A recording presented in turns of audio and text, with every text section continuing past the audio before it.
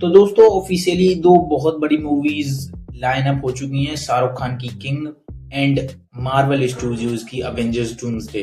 अब ये चीज हम काफी टाइम से जानते ही हैं कि जो अवेंजर्स डूम्सडे है दिसंबर में रिलीज होने वाली है, जिसके लिए हम काफी टाइम से एक्साइटेड भी हैं कि जितनी जल्दी अगर मूवी आ जाए उतनी जल्दी हम मूवी को देख भी लें। और रिसेंटली शाहरुख खान खुद कंफर्म कर चुके हैं कि उनकी किंग भी दिसंबर में अपनी विंडो टारगेट कर रही है। इसके अलावा 2026 ऑलरेडी ओवर क्राउडेड ईयर है, जिसमें काफी सारी मूवीज रिलीज होने वाली हैं, जैसे ड्यून जैसी ग्लोबल फ्रेंचाइजी, रामायण जैसी pan world scale Indian film and और कई और बिग बजट जो प्रोजेक्ट्स हैं। तो सबसे बड़ा सवाल ये उठता है कि क्या शाहरुख खान की किंग अवेंजर्स डूम्सडे जैसे मैसिव इवेंट के सामने टिक पाएगी? क्योंकि यार देखो, हम अगर सीरियसली बात करें, ऑनेस्टली बात करें, तो जो अवेंजर्स डूम्सडे होने वाली है मार्वल की काफी बड़ी मूवी होने वाली है। बेसिकली इसे मूवी भी नहीं कह सकते, इसे बहुत बड़ा इवेंट कहेंगे जो मार्वल का जितना भी टाइमलाइन है, यानी जितनी भी उसने खिचड़ी पकाई है वो सबको रीसेट करेगी। क्योंकि सच ये है कि काफी मूवीज अपनी रिलीज डेट ऑलरेडी शिफ्ट कर चुकी हैं और मेजर रीजंस ये है कि अवेंजर्स डूम्सडे का प्रेशर। देखो, अवेंजर्स डूम्सडे तो रिलीज होगी वो तो फिक्स है, एंड उसके साथ ड्यून भी रिलीज होने वाली, क्योंकि ड्यून ने पहले ही आईमैक्स स्क्रीन्स पहले ही 3 हफ्तों के लिए ऑक्यूपाई कर लिए हैं। एंड अब सवाल यह है कि क्या इन दो बड़ी फिल्मों के आगे एक इंडियन फिल्म शाहरुख खान की किंग इनके सामने टिक पाएगी? तो क्योंकि देखो, अगर रामायण की बात करते, क्योंकि वो भी ग्लोबल स्केल पर मूवी बनेगी, काफी बड़ी मूवी है, तो अब सवाल ये आता है कि क्या जो किंग मूवी होगी इन दो बड़ी मूवीज के सामने टिकने की कोशिश करेगी, मतलब इनके आसपास भी रह पाएगी? तो सबसे पहले हमें समझना काफी सारी चीजें जरूरी पड़ेंगी। तो अवेंजर्स डूम्सडे, जिसे हम नॉर्मल मूवी नहीं कह सकते, इससे मूवी कहना एक्चुअली गलत होगा, इसकी खुद की बेइज्जती होगी अगर इसे मूवी कहेंगे। तो जो ये मूवी होने वाली है ना, ये एमसीयू का सबसे बड़ा सिनेमैटिक इवेंट होने वाली है। एंड गेम के बाद मार्वल को एक चीज की सबसे ज्यादा जरूरत है, हाई स्टेक्स, फियर और परमानेंट कॉन्सिक्वेंसेस। और डूम्सडे जो मूवी होगी वही डिलीवर करने के लिए बनाई जा रही है। क्योंकि देखो, मार्वल को ऑब्वियसली काफी सारे उसके फैंस है, ऑडियंस काफी बड़ी है मार्वल की, जो कि हम तो हैं ही मार्वल के बहुत बड़े फैन। तो रिपोर्ट्स के और इंडस्ट्रीज के अकॉर्डिंग जो ये मूवी है एमसीयू को रीसेट करेगी। मल्टीवर्स का जितना भी एग्जिस्टिंग स्ट्रक्चर है वो कोलैप्स हो सकता है, और आगे जो भी मार्वल के प्रोजेक्ट्स आएंगे वो नई फाउंडेशंस पर स्टार्ट करे जाएंगे। तो सिंपल शब्दों में मैं एक चीज ही कहूंगा कि अवेंजर्स डूम्सडे मार्वल का न्यू बिगिनिंग है। तो इसी वजह से जो स्टूडियोज इस मूवी से क्लैश करने से डर रहे हैं, जो बाकी सारे स्टूडियोज हैं। कि ड्यून को तो चलो हम ले भी सकते हैं क्योंकि काफी बड़ी मूवी है, आईमैक्स पर रिलीज होगी, एंड अगर चाहते तो हम रामायण को भी रख सकते हैं, बट रामायण भी अपनी डेट शिफ्ट कर चुकी है, वो भी रिलीज नहीं हो रही है। तो क्योंकि जो अवेंजर्स मूवी रिलीज होगी वो, यानी डूम्सडे रिलीज होगी, वो स्क्रीन सिर्फ बुक नहीं होती, ग्लोबल अटेंशन लॉक हो जाता है।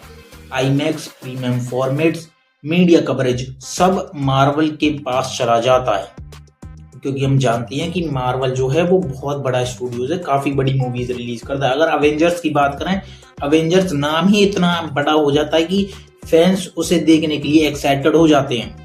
अब बात करते हैं अपने शाहरुख खान की किंग के बारे में। तो शाहरुख खान करियर के स्ट्रॉन्गेस्ट फेज में अभी चल रहे हैं। पठान और जवान के बाद उन्होंने प्रूव कर दिया है कि इंडिया में उनका बॉक्स ऑफिस पुल अभी भी अनमैच्ड है, क्योंकि हम जैसे जानते हैं कि शाहरुख खान ऑब्वियसली जो बॉलीवुड के किंग ही माने जाते हैं, यानी बादशाह हैं वो किंग बॉलीवुड के।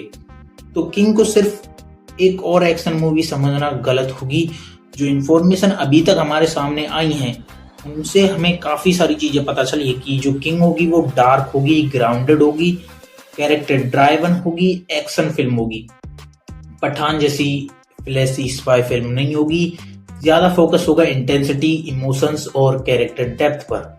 बट यहाँ एक रियलिटी एक्सेप्ट करनी पड़ेगी कि जो किंग का कोर मार्केट है वो सिर्फ इंडिया, यानी किंग जो रिलीज होगी मेनली इंडिया में ही रिलीज होगी। तो ओवरसीज जो कलेक्शन है वो स्ट्रॉन्ग होगी, इंडिया में, लेकिन अवेंजर्स डूम्सडे की तरह global pop culture domination king का गोल नहीं है। और ये कोई वीकनेस नहीं है, मैं इसे वीकनेस नहीं कह रहा, ये सिर्फ मार्केट का डिफरेंस है, क्योंकि जो मार्वल का मार्केट है वो काफी ज्यादा फैल चुका है, क्योंकि हम ऑब्वियसली जानते हैं अवेंजर्स डूम्सडे उसने काफी बिना डूम्सडे को दिखाए 1 बिलियन व्यूज से ज्यादा उन्होंने व्यूज ले लिए थे। एंड अब उसके सामने आई है किंग। तो बाकी आप इसके बारे में खुद डिसाइड करना, वीडियो में आगे बढ़ते हैं। तो अब आते हैं सबसे इंपॉर्टेंट पॉइंट पर, रिलीज टाइम के बारे में। तो अगर किंग और अवेंजर्स डूम्सडे बहुत क्लोज रिलीज हुई, क्योंकि हम वैसे तो जानती हैं कि 18 दिसंबर को ही अवेंजर्स डूम्सडे रिलीज होगी एंड 24 दिसंबर को किंग रिलीज होगी, तो प्रॉब्लम यहाँ पे जो अभी होने वाली है वो अनअवॉइडेबल हो जाएगी, क्योंकि अवेंजर्स जो है वो आईमैक्स और प्रीमियम स्क्रीन्स को ऑक्यूपाई करेगी, और जो डिस्ट्रीब्यूटर्स हैं मार्वल को प्रायोरिटी देंगे ऑब्वियस सी बात है। And media coverage automatically Avenger को सेंटर करेगी, and social media discussions global level पर भी मार्वल के ही अराउंड घूमेंगे। और हिस्ट्री हमें दिखाती है कि अवेंजर्स के सामने अच्छी मूवी भी सफर करती हैं, क्योंकि हम देख ही चुके हैं पिछले कुछ टाइम से। तो इसलिए काफी बड़े जो प्रोजेक्ट हैं उन्होंने अपनी डेट शिफ्ट कर दी है, स्टूडियोज ने दिसंबर अवॉइड करना शुरू कर दिया है। इवन जो एस्टेब्लिश्ड फ्रेंचाइजी हैं वो भी पीछे हट चुकी हैं। तो इसका मतलब ये नहीं है कि किंग कमजोर है, मतलब सिर्फ ये कि अवेंजर्स एक सुनामी है, क्वालिटी का सवाल ही नहीं है यहाँ पे। तो अब स्ट्रेट फॉरवर्ड जवाब दे देते हैं, जो कि हमारा रियलिस्टिक आंसर निकल के आता है कि क्या किंग ग्लोबली अवेंजर्स डूम्सडे को बीट कर पाएगी। तो इसका सिंपल सा जवाब है नहीं, क्योंकि कोई भी मूवी उसके सामने नहीं टिक सकती। एंड दूसरा सवाल यह है कि क्या किंग कमर्शियली सक्सेसफुल हो सकती है। तो बिल्कुल हो सकती है, अगर उसकी स्ट्रेटजी सही हो। अगर स्ट्रेटजी सही हो, उसमें क्या क्या आना चाहिए कि किंग इंडिया सेंटर को मार्केट करे, सिर्फ इंडिया सेंटर को, एंड अवेंजर्स से थोड़ा गैप रख के रिलीज अगर हो, एंड SRK का जो फैन बेस है वो स्मार्टली एक्टिवेट करे अपने फैन बेस को, तो हो सकता है कि किंग को अवेंजर्स से लड़ने की भी जरूरत नहीं पड़ेगी, क्योंकि इंडिया में शाहरुख खान खुद एक सिनेमैटिक इवेंट है। बाकी आप लोग तो जानती हो वो बादशाह हैं बॉलीवुड के और इंडिया में भी। तो फाइनल जो वर्डिक्ट आता है वो ये है कि अवेंजर्स डूम्सडे ग्लोबल सिनेमैटिक को रीसेट कर ही सकती है। MCU का जो फ्यूचर है वो डिफाइन करने वाली मूवी है, क्योंकि इतने टाइम से जो भी मूवीज मार्वल में बनती आई हैं वो अब रीसेट होंगी। एंड की बात करें किंग की, जो इंडिया का स्टार ड्राइवन पावर हाउस है, यानी शाहरुख खान का कंट्रोल्ड मैच्योर फेस, तो दोनों फिल्म ऑब्वियसली काफी बड़ी मूवीज हैं, दोनों फिल्म काफी इंपॉर्टेंट है, पर दोनों का जो बैटल फील्ड है वो काफी ज्यादा अलग है।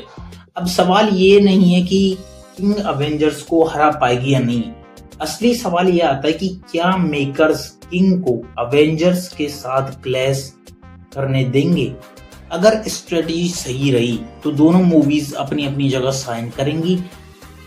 बाकी कमेंट आपके लिए खुला ही है, सेक्शन तुम्हारा है, तुम क्या प्रेफर करोगे, डायरेक्ट क्लास देखने को मिले या स्मार्ट रिलीज गैप देखना चाहेंगे। तो मिलते हैं अगले सिनेमैटिक ब्रेकडाउन के साथ, देखते रहिए, तब तक द एरी शो। मिलते हैं अगली वीडियो में।